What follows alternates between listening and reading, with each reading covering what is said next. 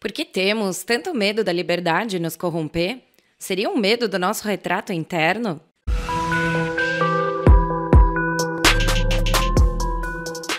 Este é o Visão Libertária, sua fonte de informações descentralizadas e distribuídas. Este artigo foi sugerido e escrito por Rorschach, revisado por Liberty Nacho e narrado por Salander. Uma das críticas mais comuns à ética libertária surge com questionamentos a respeito da ordem moral. A ética é uma lei que se identifica na própria realidade, sendo uma normativa que visa, ao ser implementada socialmente, eliminar os conflitos que advêm da escassez de recursos. No entanto, ela não abarca todo o espectro de decisões humanas, nada dizendo a respeito de escolhas subjetivas de âmbito moral. Já a lei preocupa-se exclusivamente com a eliminação de conflitos éticos, restando aos indivíduos e à sociedade o manejo de escolhas morais que afetam a vida cotidiana. A partir disso, muitos dos críticos do anarcocapitalismo pregam que a sociedade libertária defende a propagação irrestrita da depravação e da imoralidade. Afinal, de acordo com o que acreditam, as pessoas poderiam agir da maneira que bem entendessem, contanto que respeitassem a propriedade alheia. Bom, isso é verdade, mas seria assim tão simples na prática? Poderiam os indivíduos, livres de qualquer consequência, realizar, por exemplo, todo tipo de maus-tratos aos animais, expor imagens pornográficas nos outdoors de suas empresas, ou, quem sabe, comercializar seus filhos como se não fossem nada além de mercadorias regulares? Credo, que horror! O objetivo desse artigo é desmistificar o funcionamento de uma sociedade que se pauta em uma ordem natural, demonstrando que o mercado, embora influencie diretamente o meio social, também reflete seus desejos e, consequentemente, seus valores.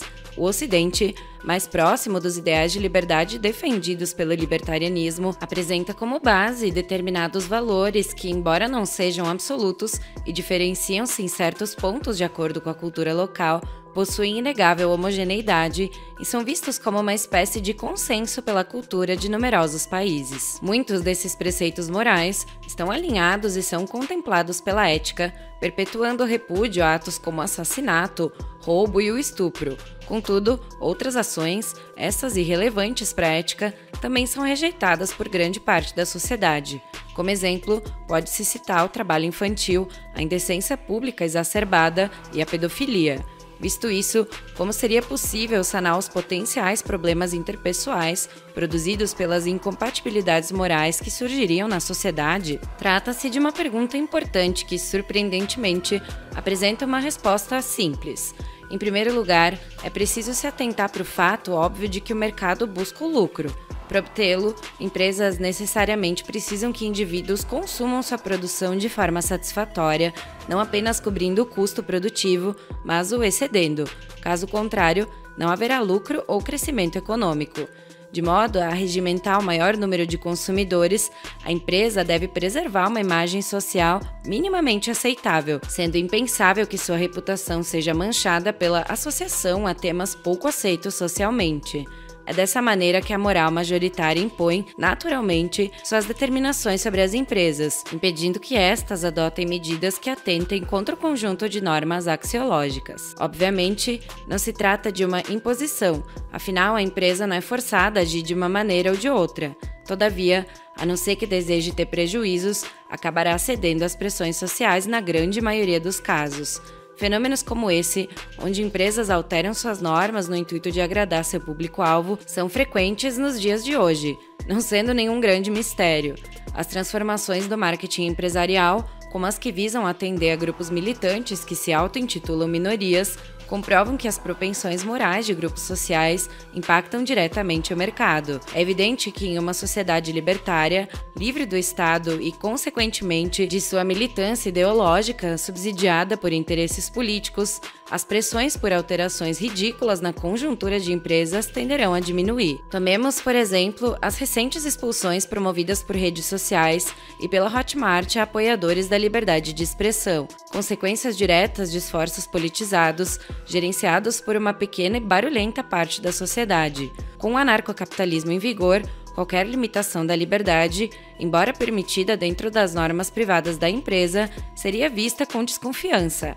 As empresas, como já demonstrado, respeitariam as visões de mundo de seus consumidores, não por um ato moral, mas visando o sucesso financeiro. Não há necessidade de se depender da boa vontade humana, mas sim de sua natural inclinação para o sucesso e expansão, o que apenas acrescentará à economia ao elevar a geração total da riqueza. Em um segundo ponto, já num âmbito voltado diretamente aos indivíduos, é de se esperar que, convivendo em proximidade, as pessoas tentem encontrar mecanismos que impeçam a perpetuação de atos que lhes sejam indesejados.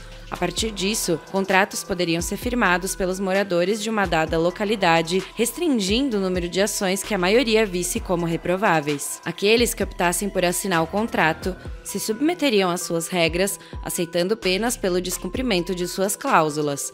Ninguém seria forçado a concordar com o contrato, afinal, a mera discordância não afeta a ética de maneira alguma, tendo o indivíduo liberdade para recusá-lo.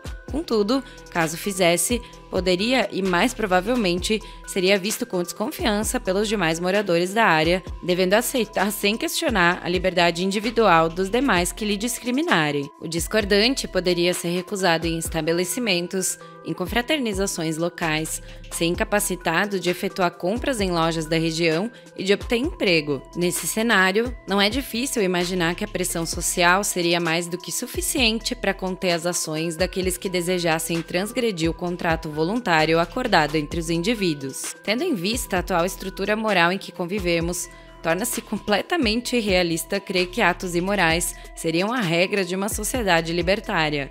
Muito pelo contrário.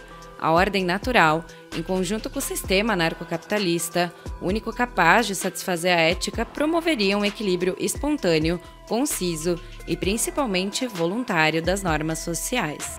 Obrigada por sua audiência. Se você gostou desse vídeo, clique no ícone de curtir abaixo e compartilhe o vídeo em sua rede social. Se você deseja ser notificado de outros vídeos, clique em se inscrever e depois no ícone de campainha. Até a próxima!